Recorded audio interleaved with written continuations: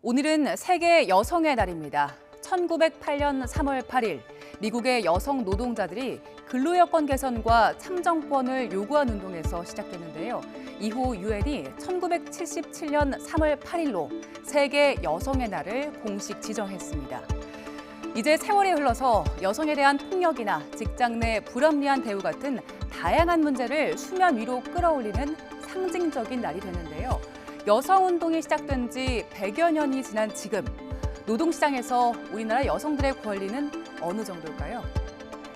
여러 지표 가운데 가장 낮은 성적표를 받은 건 바로 남녀의 임금 격차입니다. 지난 2021년 기준 우리나라의 성별 임금 격차는 31.1%였습니다. OECD 33개 나라 가운데 33위, 꼴찌였습니다. OECD 평균 격차인 12%보다 크게 높은데 우리나라는 OECD에 가입한 96년 이후 26년째 꼴찌에서 벗어나지 못하고 있습니다. 31% 정도 격차면 남성이 100만 원을 받을 때 여성은 68만 9천 원을 받는 셈인 거죠. 다만 2000년 격차가 41.7%나 되는데 2015년 이후로는 지속적으로 감소 추세를 보이고 있습니다. 고용률에서도 남녀 차이가 나타납니다. 지난해 우리나라 만 15세 이상 여성 고용률은 51.2%였습니다. 남성의 고용률 70%보다 크게 낮죠.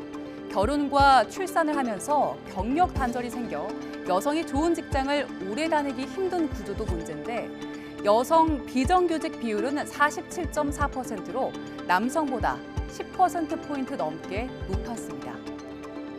대부분 직장에서 고위직을 남성이 차지하는 구조도 여전한데요.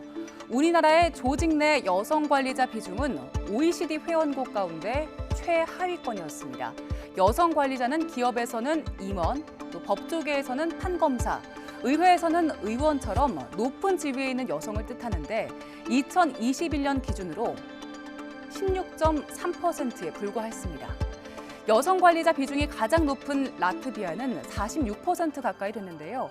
우리나라는 OECD 국가 평균인 33.7%의 절반 수준이죠.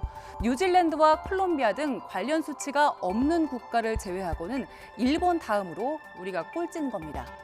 전문가들은 여성 인력 활용이 민간과 공공에서 모두 중요한 화두인데 장기적으로 여성 중간 관리층을 두텁게 해야지 기업의 경쟁력을 높일 수 있다고 조언합니다. 또 정책 결정에서도 균등한 남녀 비율이 합리적인 의사결정에 중요한 역할을 한다고 강조합니다.